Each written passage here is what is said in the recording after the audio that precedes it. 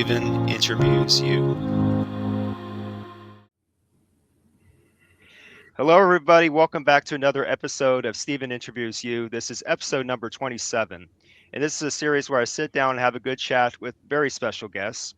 And their names would be, introduce yourselves. Yeah, my name is Michael, also known as Mr. Dude, co-owner and operator of Bronco Barn. And I am Patrick Nash, the graphic guy of Bronco Barn, and also co-owner. Nice to have you guys on the show. I really appreciate having other Mac bands come on my show and talk about Mac-related topics here. And let's get started with the thing that you guys founded, which is called the Bronco Barn, starting with the website. Take me through that. What are like the origins of that, the backstory? What really got that going? Who got it going? When did that really start to manifest itself? Absolutely. First, Steven, we do appreciate you having us on for this episode, of course, number 27. That's amazing, of course. In regards to Bronco Barn, you're looking at two of the three original people that started it. We do have a third person, but he's more of a silent partner, and we really do appreciate his efforts and work as well. But we started back in December of 22, really as an idea. And you're going to laugh at this, to troll Central Michigan. That was our one of our main goals. Second main goal was to troll other National Collegiate Hockey Conference, NCHC teams that our hockey team plays. As you know, MAC doesn't have a hockey program or sponsored conference, so we're in the NCHC.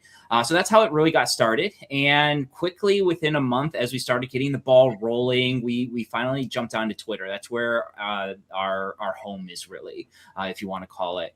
And we quickly realized that people really liked the insights that we were providing. And so we decided, instead of just, trolling everyone, which we still do, don't get me wrong, but we decided to start turning it into something a little bit more informational and with updates, news, and scoring updates, to be able to give an insight from a different perspective, other than that professional, here's what the university says, just kind of our true feelings and thoughts about the program, and involving not only the students, the student athletes, the administrators, but also the fans and alumni that Western has. So it's kind of really encompasses everyone.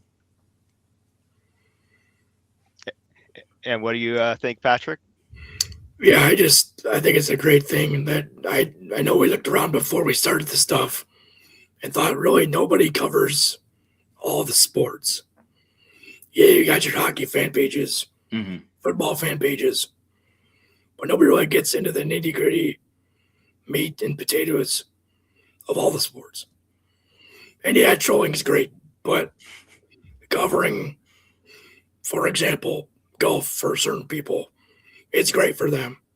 Softball is awesome for them, that they don't get to see.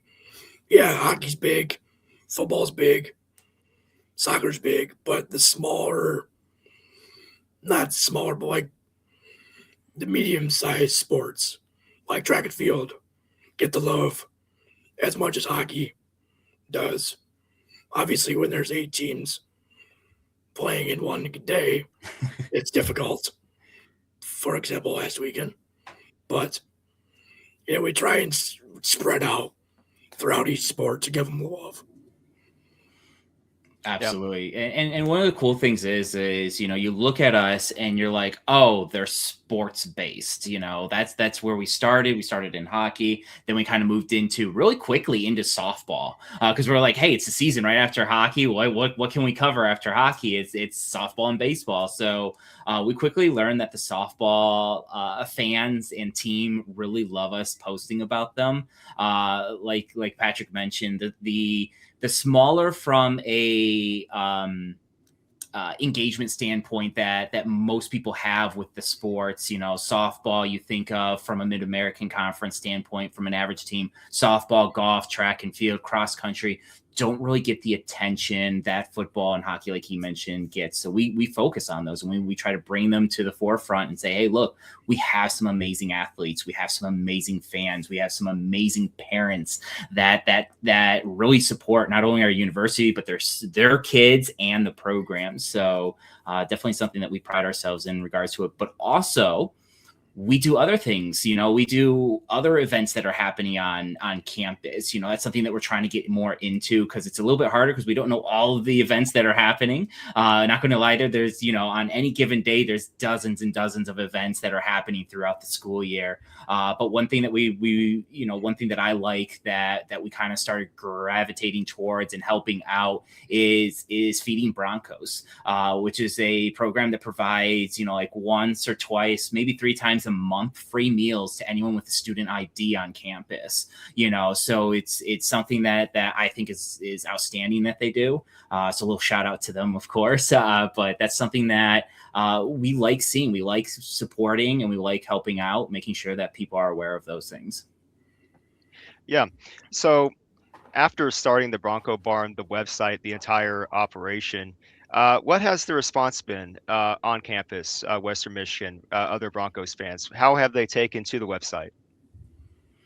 Yeah, I mean, really, like I mentioned, the website was something that we started years later, to be honest. So it wasn't Okay. until this last year that we started the actual website, and we're still working on what can we do there to kind of build a following there. The biggest spot, like I mentioned, is Twitter. People love us on Twitter.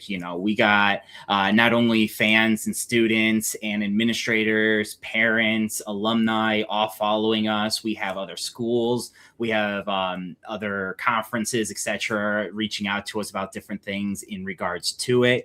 I mean, we got accounts that don't want to talk to us because we'll poke at them, different things like that, like everyone does, of course.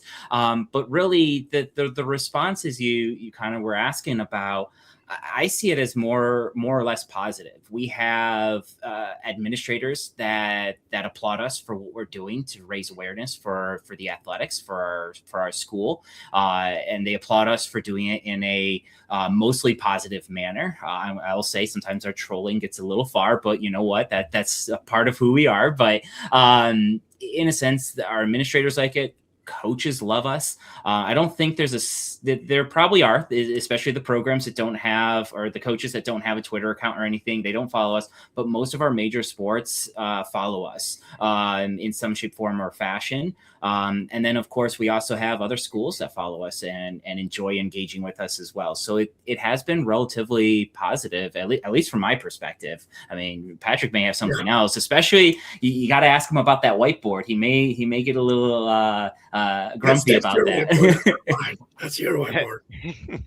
My whiteboard, but you don't like it sometimes. The fan engagement's really good, because we've had, for some reason, this past football season, we had a ton of fans reach out to us, be like, "Hey, we're coming into town from Rhode Island or Ball State or whatever, and hey, what can we do in Kalamazoo? So here's all this stuff. That's awesome. Have fun. Watch the game. Do whatever." And that's amazing that people just randomly find us on the internet, and you're going to a football game. What can I know? And just helping people, it's a lot of fun as well. Yeah. So continuing on with the Bronco Barn, I recently noticed going through your website that you guys have a podcast going on Substack. Can you take me through that? What inspired you guys to start doing that, the podcast on Substack, and what's the planning that goes into that? Yeah, absolutely. So the podcast was actually something that our third partner kind of started before we even thought of Bronco Barn. He would do sports updates for Bronco Athletics. Once we kind of decided to come in and do our own group and everything, and he was part of that, I immediately reached out to him. I was like, dude, I really enjoy what you do, providing these scores updates. How can we incorporate that into Bronco Barn? I want that to be something that we do. So our podcast kind of started out, and on Substack is mostly just the sports updates. We are reworking how we're doing our entire podcast. So currently right now, we only do a live podcast. We don't actually do one like we're doing right now, a pre-recorded in a sense. And so right now we do it through the Twitter space. that is available. That's where we do it. We do it live. Typically, it's normally every Wednesday at 9 p.m., but this week we're doing it one day later because we're being with you and we're being gracious guests, of course. But with that, our process through that is really simple. There's kind of 4 parts to it. We have obviously our introduction in a sense. We kind of go over a few of the highlights. We go into sports review the last week or since the last podcast, because sometimes like over Christmas break, we go 2 weeks because there's nothing happening. So I'm not going to sit there for 5 minutes and be like, hi guys, Merry Christmas, goodbye, you know? So we do a sports update on the week review of scores. And then after that, we go over into headlines and different things like that. So like, for example, tomorrow, we'll go over the last week of scores. We'll go over the standings for hockey, men's and women's basketball, rankings, playoff scenarios, and different standings to see where everything's coming. Because we got, all those tournaments coming up as well, conference tournaments. And then at the end, we have a weekend preview. What's going to be happening the next week. And the cool thing is it all varies with each sport. It like does, hockey, yeah. Football, and then we switch into baseball, softball, back to football, and it just switches out. It's nice. Oh, yeah. And then, one of the things that we're kind of working on with the podcast, we're bringing someone in to help us with a few things, of course, in regards to that. We're going to be breaking it out a little bit, even from what we are doing right now, because right now we do it all in one segment. We're going to be breaking it out a little bit differently. That's not going to happen this year. We're going to continue the same format for this year because, we're still learning a lot in a sense. And next year, we're going to be coming out with something not totally different, format wise, totally different, same information, same content type stuff, but just in a different way through our different channels on social media and our website to be able to attract and give people, rather than come listen to a half hour of us, maybe, hey, I just care about what's coming up this week. Listen to that. I care about what happened the last week. Listen to that. Maybe one of the thoughts is more timely updates as well. Because right now we do once a week, maybe the day that the event is happening, we're going to do an update for that type of thing. So a lot of different changes that we're on the same topic of a quote podcast. We want to move into like live stuff on sites of sporting events. Not necessarily like ESPN, but with our phones and doing like a recap of what happened.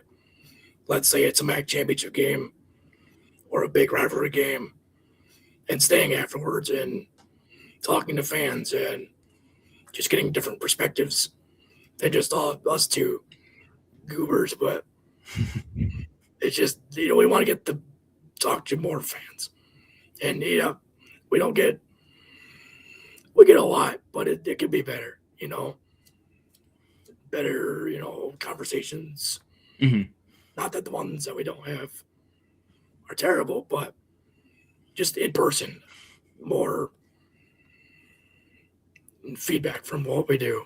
Mm-hmm. And on just Twitter and just Facebook. What do people think about what happened in the game? Yeah. So I've noticed this last couple of years about MAC schools having their own podcasts. I started my channel in 2003, and I started getting going with the Ohio Bobcats coverage of them in February 2024. And look what happened there in that season. And just I look around and I go like, yeah, this is something that MAC fans in general should be doing, whether it's on YouTube or what you guys do on social media in general. But having said that, my next question would be, have you guys considered doing something podcast related to the Bronco Barn on something like YouTube? Has that ever come across in conversations? Yeah, it definitely has. We've talked about a lot of different platforms. Yeah. What can we use? Where can we get people, etc. And where can we sit down and do it? Somewhere like this, or in person with a camera or something with microphones. Mm-hmm. And it always comes back to, one of the things that Patrick and I talk about is we're going to have kind of 3 buckets of ideas in a sense. We're going to have our short-term buckets, what needs to be done this week, this month type of thing. What needs to be done in the next 2 to 3 months? And then what's something, a long-term goal that, it's a really cool idea right now and it'll still be a cool idea in the future, but putting all of our chips in that bucket right now isn't really as productive as we need it to be. So we look at it and we say, how can we break it down so that way by the time we get to that point, we're ready to go full steam ahead. One of the things, what was it? So we're officially a business, an LLC, because how we structured it, of course. And it took us a year and a half to really get that all incorporated, and not because we didn't want to, it's because we didn't want to go into it and not be prepared for what we wanted to do. And so where we were at for that year and a half wasn't needing the LLC and everything. But then national championship happened for the first time ever for our hockey team, and things just exploded. And so we were already planning by the start of the fall sports to have that LCC going. So it just moved it up 3-4 months for us. So it wasn't that we weren't ready or we weren't preparing for it. It's just that we wanted to, we set deadlines of, hey, this is when we're going to do it. And it just got moved up for us. So,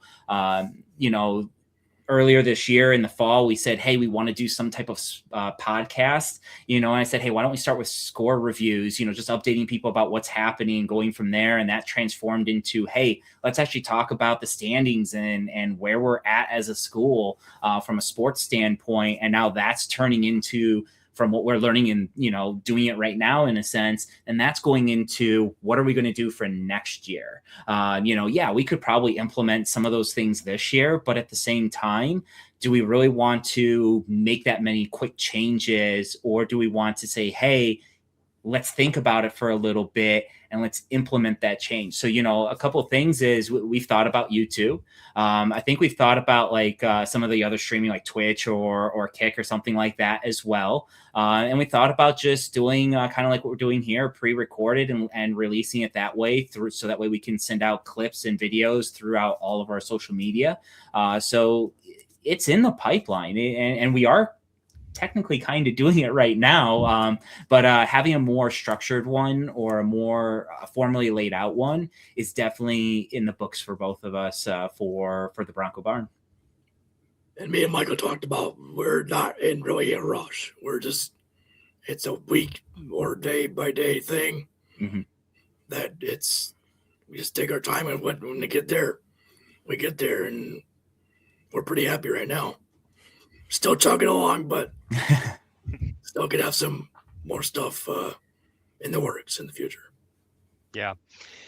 I like to see in general, whether it's on YouTube or anywhere else, that Mac fans like us, we can just get together and do stuff like this, like what we're doing right now, collaborating. I do think it's important going forward for no matter what school you support in the Mac, you should be doing something like this. And I realized that just in 2024, and I've made some progress ever since then, and I get to talk to you guys as a result. So it's really fulfilling for me. So going forward, let's talk about Western Michigan sports, shall we? So just to start off, what is it like? I know I'm asking a general question here, but what is it like to be a Western Michigan Bronco? What is the culture like there on the Western Michigan University campus? Oh man, it's so I went there from 08 to 12 at Western, so alumni. It's a homey feel, to be honest. I was looking at Michigan State, Central, Western, and I was looking at one or two in the Chicago area, not any of the major ones, very small schools that barely have any sports programs. And Michigan State was too close to home. I live in the area as well, so it was just too close to home. I was like, that's just home, and I don't want that. I went to Central, and at the time, I had no preference between Central and Western. All right, I'll preference that because of what I say in a few moments. When I went to Central, I didn't like that I could stand at one end of campus and see a clear shot to the other side. It is flat up there. No fault of their own, but it is flat up there, and there isn't much I mean, people say, oh, it's beautiful, it's all this. Cool. If you think that great, I did not think that it was that great, other than lay out a piece of paper, put some Legos on it, and you're good to go. So that was my thought of Central. I went to Western. They made me feel like home. You know, every other school I went to, it felt like a business transaction of how they were treating me. And I'm not saying that as in like it was a rough time there, but it just felt like a transaction versus, oh, hey, Michael, how are you doing? Hey, come on in. Let's talk about this. It was more of a conversation versus I got to get these points across to you. And then, of course, the campus. I don't know if you've been up here to Kalamazoo in Western Michigan. It's a gorgeous campus, whether it's fall, spring, even in the middle of the winter. You know, get past the cold and it's snowing. It's a beautiful campus regardless of the time of the year. You know, there's points on campus where you can stand on it, you can see the entire campus. There's points on it where you can stand, not only see the campus, but also see the city as well, you know, and you're above the city. So it's just absolutely beautiful. You can get lost on campus just by, you know, walking around and be like, oh, I didn't realize that this part of the campus already type thing. So, but at the same time, it's small enough and it's all walkable. You don't have to take a car from one end to the other just to get there on time. You can walk from one end to the other end in 30 minutes flat if you needed to, you know? So it's a beautiful campus. I can sit here all day and just talk about how awesome it is, to be honest. So that's what I think of Western. It's a home. To me, it's a home. Absolutely is a home. I have, back to your point about the beautiful views, I have two favorite spots, and I've been a fan since 2011, 2012 hockey season. Top of Waddle Stadium, looking west and east, and then back upwards where Michael knows where it's at. It's the new student center, and looking southeast back towards basketball. That's beautiful as well. But once you get those sunsets in baseball and the cross season, oh yeah, it's just gorgeous looking to the west. Yeah. So to answer your question, Michael, no, I have not been to Kalamazoo, Michigan, not yet anyway. And you guys answered part of that question I was going to ask. What is it about Kalamazoo, Michigan?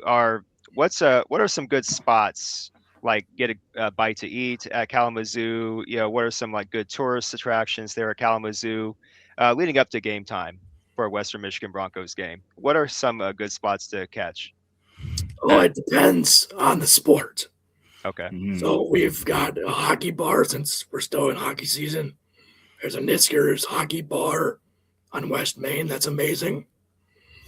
For football, baseball, there's University Roadhouse, which is above everything right across the street, which is also open for hockey and basketball. There's a couple places downtown. There's Hopcat. There's Bell's Brewing. There's a couple places downtown. And then there's Maggie's Cafe.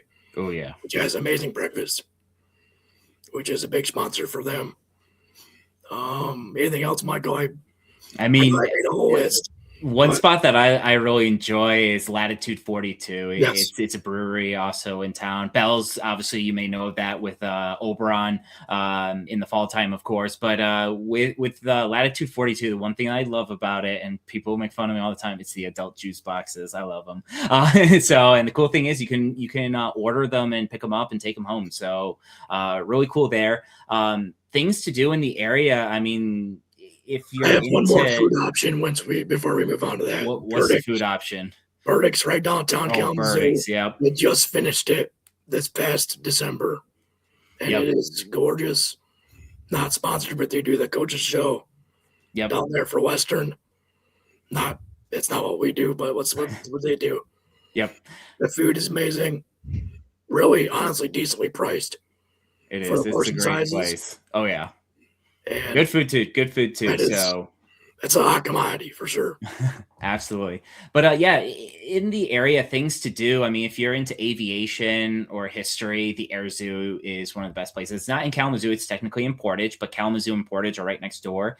You can think of Interstate 94 as the cut line in a sense between the two cities. But yeah, the Air Zoo is a great place to go. The Kalamazoo Valley Museum. It's the community college museum, of course, right downtown. So it has a lot of different history and has rotating exhibits throughout. I mean, just taking a show in at Miller Auditorium. If you come in a night before or stay an extra night or day, Miller brings in some top Broadway performances. I know this year they had The Lion King again. They had Blue Man Group as well. So they bring in some top talent. So it's not just, off the cuff stuff. And then if you're willing to take a drive, I will always 100% recommend going out to South Haven and seeing Lake Michigan. It's only a quick 45-minute drive down M43. So lots of things to do in the area. Again, it's just a time of year and what you're looking to do. We got suggestions up and down the area. So lots to do, though, in the area. And if you're worrying about hotels, there are no worries. There's plenty of hotels, from the big ones to the Radisson to the little ones of Holiday Inn. So you got your choice of hotel. Yeah. So moving on to a specific sport in Western Michigan, and that, of course, would be football. What we saw this past year, 2025, where we saw the Western Michigan Broncos actually rise to the top of the MAC standings and win the MAC championship. Just take me through that entire season. It was a roller coaster ride. I bet it was for you guys. What was it like? What was it like from beginning to end? Did you guys really think that you had a legitimate shot at it to start the year, and then obviously, as you saw at the end, you guys are champions? What are your guys' thoughts on that whole year last year? I think it was an amazing year. I know they didn't start out wonderful. Some people would count them out already at 0-3. And like Mr. Professor Lance Taylor said, you don't count us out. They've had an easy chance or a shot at beating Michigan State. Illinois was kind of rough. They had a shot to beat North Texas in overtime. And unfortunately, we did not win those games. But you got to go 1-0 every week, and that's what they did. They grinded it out every game, and just offense, defense. We talked about it all year. How amazing they both were. Whether they had ups and downs or not, they both were stellar when it came down to the last game.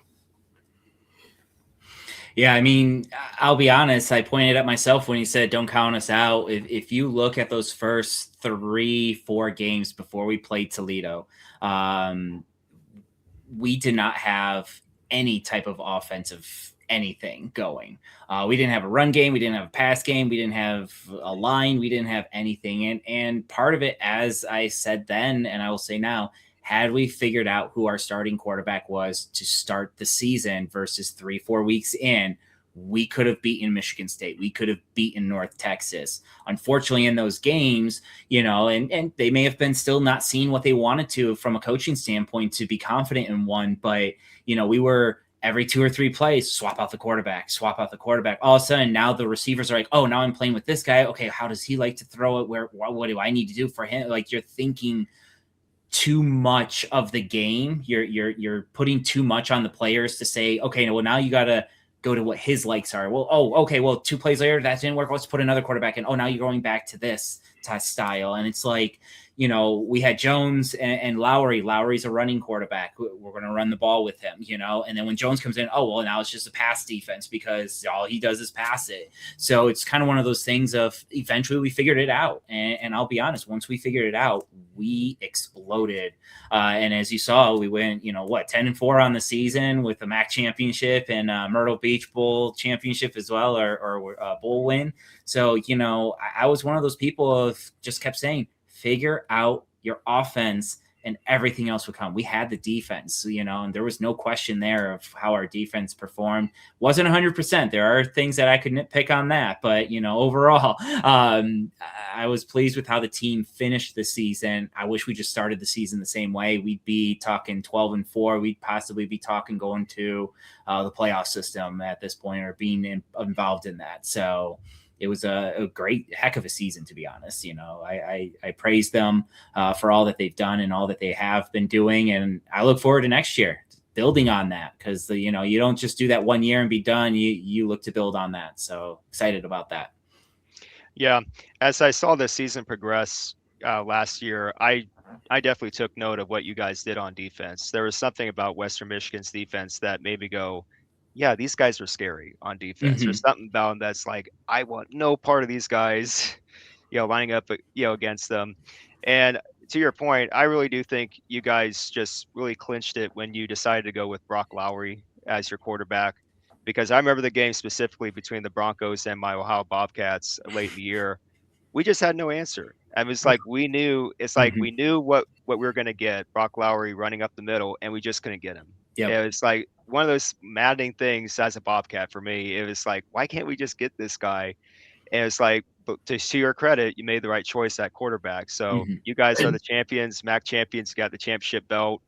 I'm honestly, just between you guys and me, I'm hoping that this year it's going to come down to Western Michigan and Ohio.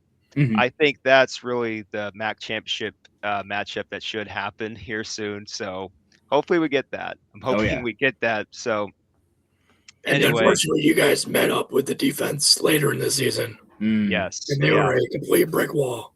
Yeah. C.I. Bangura did nothing, no offense to them, but he didn't get anything for that wall.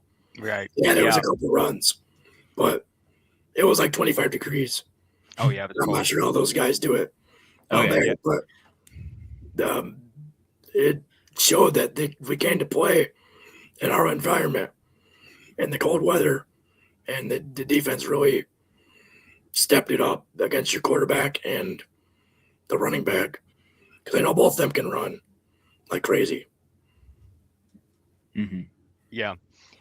There was just, again, something about collectively the Broncos as a team. They're just such a great defense, and again, no stopping Brock Lowry last year. So you guys had the right pieces in place to win the MAC. And so sticking with the Mid-American Conference as a whole, the MAC, this is like more of a serious question, because I like to keep track of conference realignment related issues. And recently, we've all heard that Sacramento State has been accepted into the MAC as a football only member. And there's been definitely a mixture of reactions about that. What are you guys at Western Michigan? What are your thoughts on that, Sacramento State going to the MAC for football only? And do you think that's going to have any positive effect at all on the MAC? I guess I'll go first.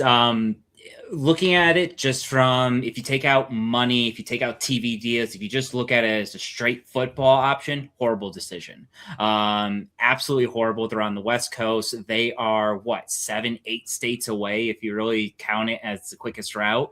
When you start bringing in the money, that's where it starts making sense. Okay, they're going to pay the MAC $18 million. They're not going to take any money from our TV deal for the next 5 years. They have to pay for all the schools to go out there. It's like, well, then why not add them? We basically get a free ride to go play them. And I'm not saying that they're bad or they're good, but currently how I've seen and what I've heard about them, most MAC teams are going to walk over them, And so it's kind of one of those things, if you look at it and it's like, from a true football standpoint, it's a horrible decision. When you look at it from a money aspect in that realm, it's good. Now, when you throw in the TV deal, if we can get one or two more West Coast teams or something a little bit out there included in that to partner with Sacramento State, all of a sudden, as you were mentioning, Sacramento's a top 20 TV market. That brings in money. Even though it's one school there, that's still money in. That's awareness of the MAC in a market that, if you ask people now, what do you think about the Mid-American Conference? Name the last 5 champions of the Mid-American Conference. They'd be like, the Mid-America who? And so, and I'm not saying that everyone's like that, but at the same time, they're not thinking about the Mid-American. They're thinking Mountain West, Pac-12, the WAC over there as well, in regards to football with everything that's going on. But it'll be interesting to see. I mean, I know that the Sacramento State has been wanting to come up to FBS for several years now, and the NCAA said, find a conference, you can join, and so with North Dakota moving up, I think the MAC finally felt the pressure of, oh no, we need to do something or we're going to start losing teams. And that's where it is. Honestly, the team that I think that they still should add instead of Sacramento State is UConn, because it adds a rivalry directly with UMass. They're rivals naturally. And it kind of still in our footprint. But yeah, that's we can talk hours about realignment easily. Anything you want to add, Patrick? I thought it just baffled me the entire time. Ever since Northern decided to leave, goodbye to them. It's just, that's where it took off, I think, in the college world. Oh, Northern Illinois, going out west. Oh, let's go this way. Yeah. And let's go this way. And yeah, Sac State's probably great, but good luck paying all those fees for everybody. All the bills for your Bobcats, every 11th member in the MAC. Let's just say they play them all. They're not going to play them all out there, but half of them, they got to fly out there, pay their bills. And it just seems like to me, they're spending way much more money than they should to be here for, my guess, 2-3 years. And then come up with some money to leave. Oh, we got our fame back. Let's go with Mountain West. Or let's go back down the Big Sky. And it just feels like to me that they want to get up here just to go back down and get the kids to play. The big, recruited kids, and to get the good kids to bring in money for them to leave and then just move everywhere else. Well, that's my 2 cents. Yeah, I'm taking a wait and see approach to this to see how it goes with Sacramento State. I'm not going to give it a thumbs down or anything like that. They haven't even played a game yet in our conference. So we have to see how it goes, but I'm hoping that it works out for everybody and not just one side. I'm hoping that on the MAC's, on their standpoint, I'm hoping that they turn around and just keep adding, certain schools a little bit out west to help out with the travel with Sacramento State eventually, even on the central time zone at least. But I'm skeptical. I have questions about this move with Sacramento State, to be honest with you. So we'll wait and see about that. So leading up to that, another good question about the MAC would be, just being honest, guys, where do you see the Mid-American Conference going in the future? What is the future looking like for the MAC, for everybody, not just our schools here, but just everybody in the conference? Well, I guess I can start on that one. Michael started a few. My opinion, I believe that some will begin to drop out, unfortunately, with it being expensive to play with the NIL, with their certain schools I won't name, but are kind of struggling with attendance and ticket sales and drive of getting the good players to come into their school. Yeah, you've had rough 3-4 years. I don't want to go there. I want to go somewhere that's good. And it could push those schools to possibly drop down to D2 or possibly drop down to the Conference USA or similar that the MAC is. And on the other hand, some schools could choose to go up. For example, Toledo, for example, maybe Central, maybe Western, if the kids keep flowing in. But I like the MAC how it is. I don't want it to change. I guess that's the Midwest in us. We don't like change. But, we can't control it. The three of us can't control it. And it just happens. And if it happens for a reason, then so be it. And that's what it is.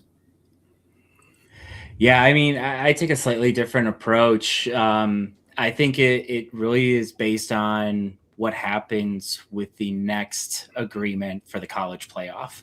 Are they going to go to 16, 24, 32? Is every conference getting an auto bid, or are they going to keep it exclusive to the power to, conferences? If it stays exclusive, you're going to see the group of five do one of two things. They're either going to say, cool, we're out, we're going to create our own, which I highly doubt because they will be losing out on millions of dollars. But I think what will happen is they will start creating their own super conferences. You'll have, like the Sun Belt, CUSA merged together. You have Mountain West, Mid-American kind of merge together and just create these powerful conferences. So then all of a sudden, now we're playing, yes, it has some type of system like the Big Ten or the SEC, but we're playing a lot of other schools that are a lot more powerful. And all of a sudden now you can really say, oh, well, they're the best of the G5 versus, well, we don't know who really the best is, and blame a James Madison for doing well, blame a Tulane for doing well, and be like, well, how did they get in over a Duke? It's like, well, Duke didn't do as well, and so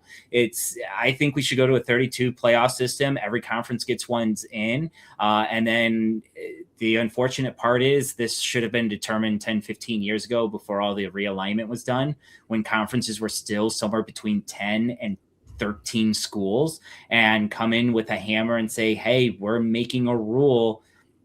Every conference needs to be down to 10 teams by whatever year it is. And all these conferences get automatically one team in, and we go from there, type of thing. And then I agree with Michael that the way every conference champion, whether that's Conference USA, Missouri Valley Conference, like North Dakota State or whatever, the conference champion is in the playoffs.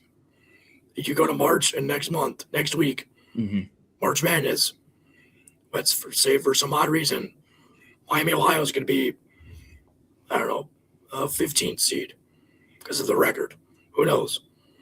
And that's because they're so good and they've won the championship. Hey, welcome to March Madness. Yep. College football, oh, sorry, you won your championship, but you can't come in. Yeah. But Tulane won, and they're in. And Patrick makes a good point. It's every other sport. If you win your conference, you go to that sport's championship tournament. Or in hockey NCAA tournament, or March tournament, or football playoffs, whatever. Yeah, conference champions are go, but oh well, football you can't do that. It's not the same. It's like no, it's exactly baseball the same. has regionals. Yep, baseball's got different site regionals. So yeah, it really can be based off of how that playoff system goes. But I really think what's going to happen, because all the group of five schools are doing is trying to jump to what conference has the most influence to get into the playoffs. And so eventually it's going to come out to one of those things of you can only jump so many times before you're jumping back to one that you've already been into. Is you're going to just have them start merging, and eventually you'll have 3 to 4 power conferences, and you have 3 to 4 group of five. The group of five that it is now, they'll go down to 3 or 4, and that's all that it'll be. And then you'll have 2 or 3 winners from there, and then like 15 to 20 winners from the other. So it's interesting, but all of this should have been figured out 2 decades ago, unfortunately.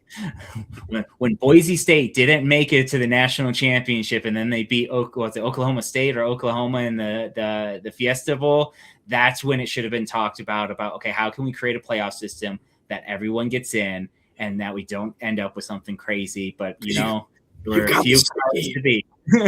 Sneaky winners. Tulane was close. Boise State beat Oklahoma.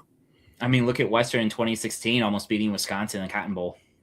I mean, I know we lost, and I'll say, hey, we absolutely lost that game, but nobody, including Western or Wisconsin fans, expected it to be that close. So we can, not only the Mid-American, but any group of 5 conference can produce a team that can shock the college football world. And people say, oh well, we aren't really looking for upsets in college football. Trust me, if if James Madison or Tulane upset one of the teams this year, 100% everybody would be on their wagon saying, go beat it, go try and win that thing. But, looking outside from in, nobody's talking about how, Michigan, Duke, North Carolina, Michigan State's going to lose in the NCAA men's basketball tournament. They're all talking about, they're going to be the winners. But, then all of a sudden you get like a Harvard or Princeton or Drake or a Western Michigan or a Miami of Ohio coming in. Everyone's like, how far are they going to be? Are they going to be the Cinderella story? And it's like, it creates its own story for people to follow throughout the tournament. So it can be done in football. Unfortunately, kind of like Sacramento State coming to the MAC, money talks though. Yeah. So one last question before we start wrapping this up. Mm-hmm.